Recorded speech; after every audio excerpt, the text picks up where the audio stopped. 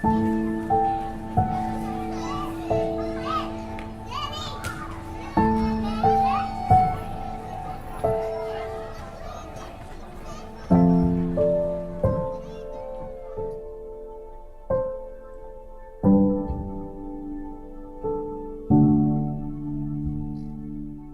Alabama Institute for Social Justice was originally called FOCAL, the Federation of Child Care Centers of Alabama.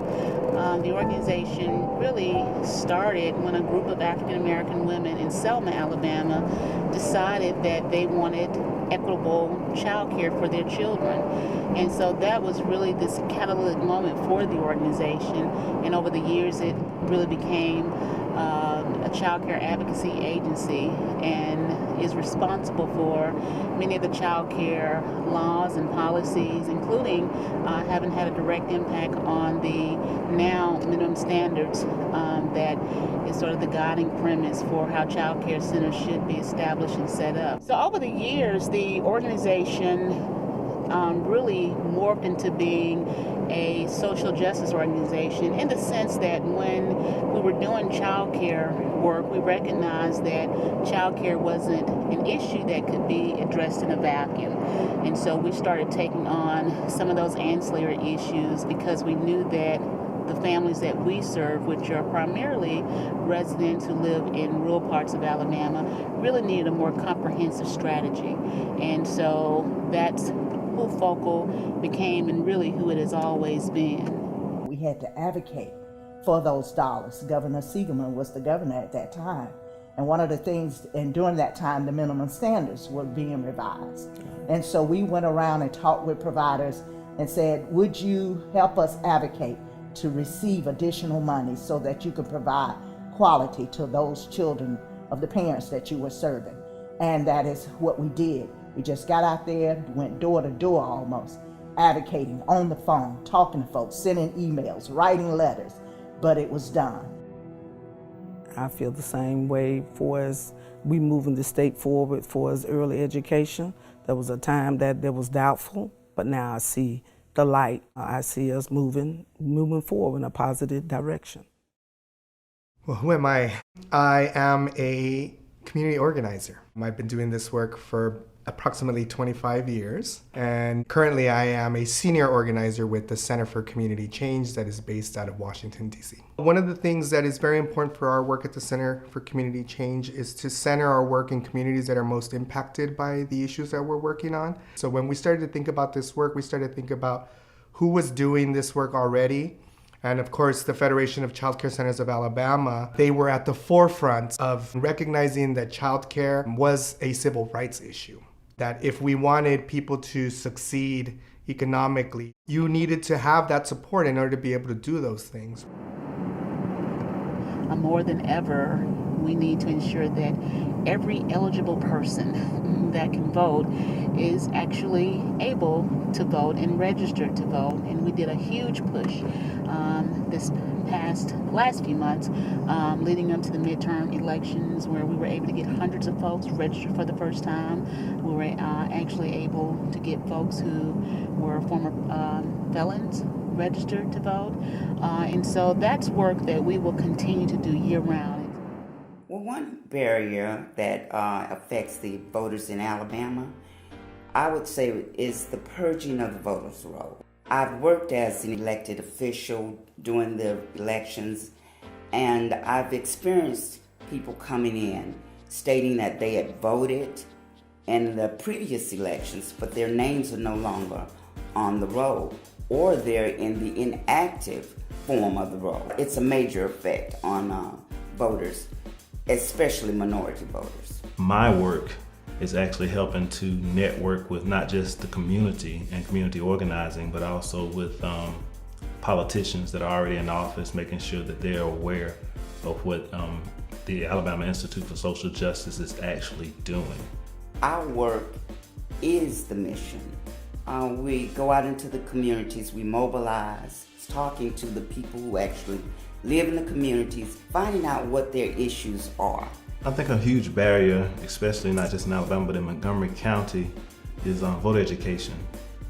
Actually understanding why they should vote, and the ramifications of not voting, I think is extremely important.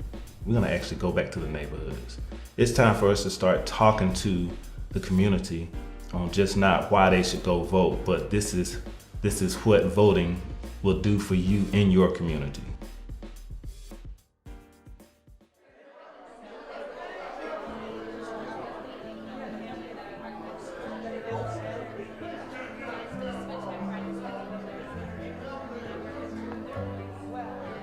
I can't tell you how I myself was inspired by a series of events that we had this past year around racial healing and reconciliation, where we brought in speakers from around the country to address these sort of racial gaps that still exist in our community.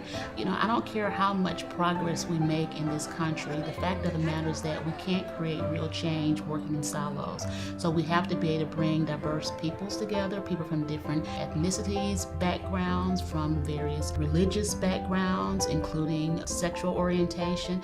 We have to bring all kinds of people together to actually solve these problems. So please help me in welcoming a historian and author, Dr. Charles B. Duke.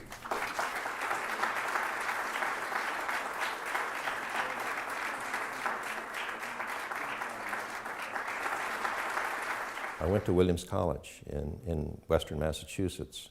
It's the first time I had been out of the South, first time I'd been north of the Potomac. And my first day on campus, I realized I had a new world. I had an African-American classmate who lived in my dorm entry. And that was brand new to me.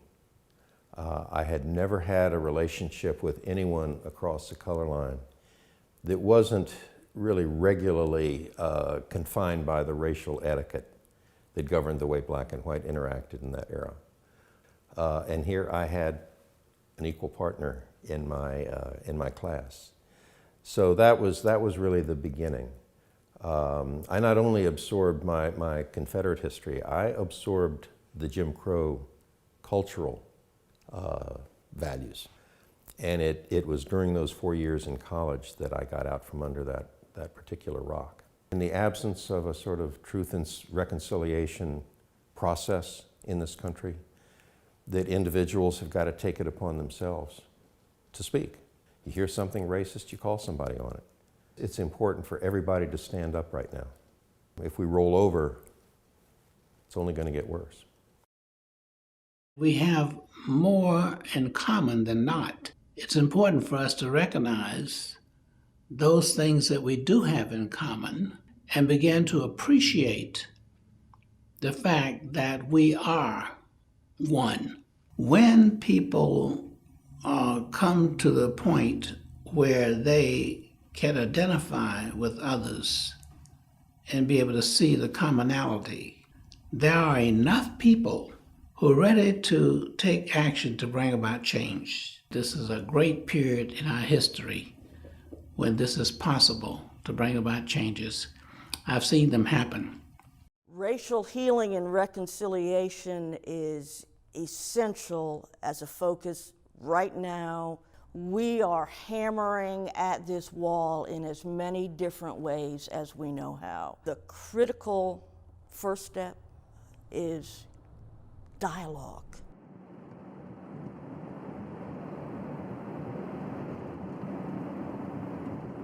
I'm excited about the way forward with AISJ. I think that we are perfectly poised and positioned to be the change that not only the state of Alabama, but that America needs. I think that our brand and our mission is as timely as ever. There's been a great amount of enthusiasm and interest in our work, and we've been getting that support from myriad places. We, as an organization, try to do the things that bring not only empowerment but visibility to the people who have just kind of traditionally been the most marginalized or most vulnerable people in our society. We try to ensure that we not only engage the community, but we encourage the community in participating with us and ensuring that there's empowerment for women and people of color, and ensuring that those issues that have been part of the legacy of Alabama, such as institutional inequities or societal inequities remain at the forefront. We are excited not only because of some of the acknowledgments that we've seen, but we're really getting a lot of interest from young folks. This year, I invited Dr. Patton to be a speaker at the event that my school hosted.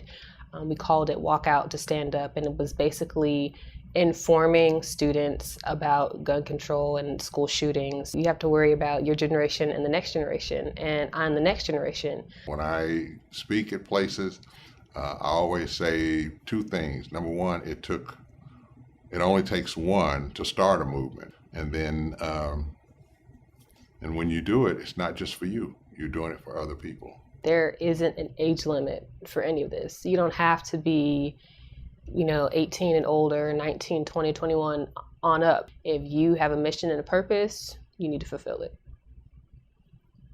I totally agree.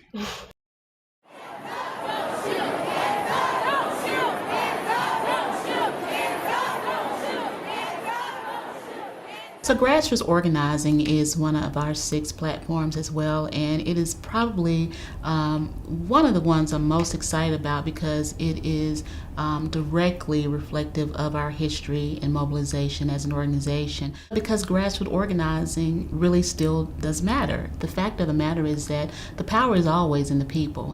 Currently, I'm a college student and I do community organizing. So right now, one big thing that I'm doing is voter registration, trying to get as many voters out as possible.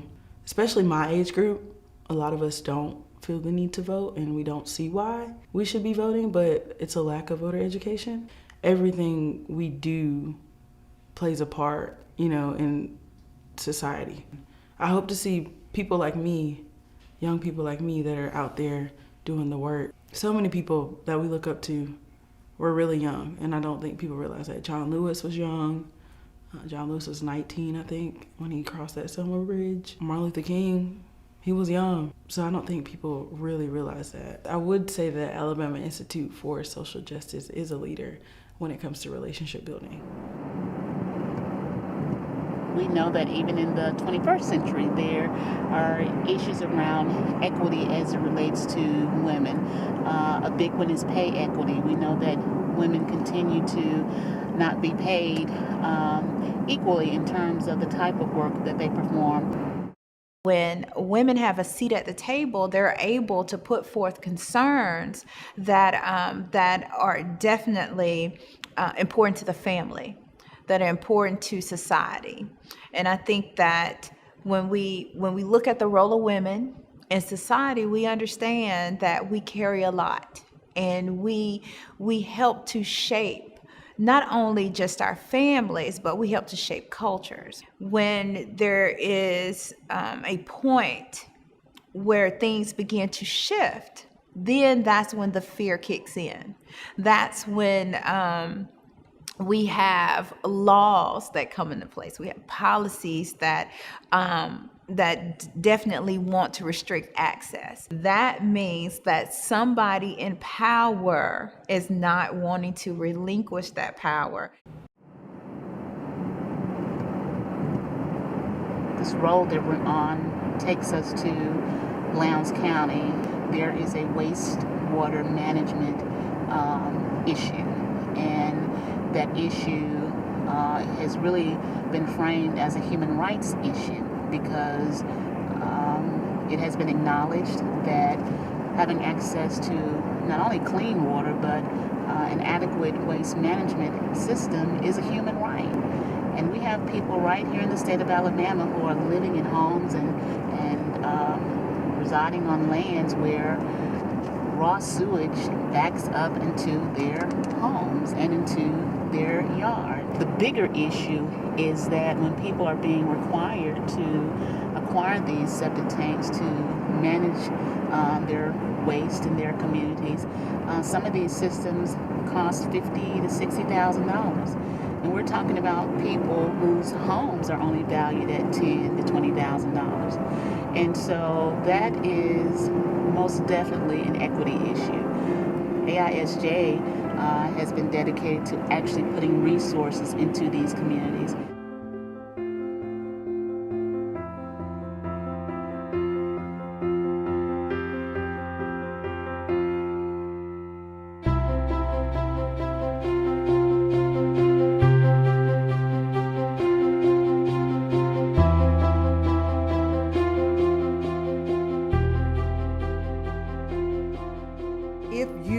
are an advocate for children, if you want to get out for voter rights and registration, if you believe in women's equality, there's just something there for everybody. I would just encourage anybody to volunteerism, period, but specifically to AISJ. My name is Michael Sibley. I'm the president of the board of the Alabama Institute for Social Justice. And what I would say to you is to take a look at the platforms that we support. You have a voice and you can make a difference in your community and in your state. See if there's something that impacts you. We need your insight, we need your creativity, we need your talent, we need whatever it is that you bring to the table to help us support the mission of the Alabama Institute for Social Justice. At the end of the day, I think about this old hymn that I used to hear when I was growing up in Pritchard, Alabama, an old song that was called, "If I can help someone as I go along the way, then my living will not be in vain."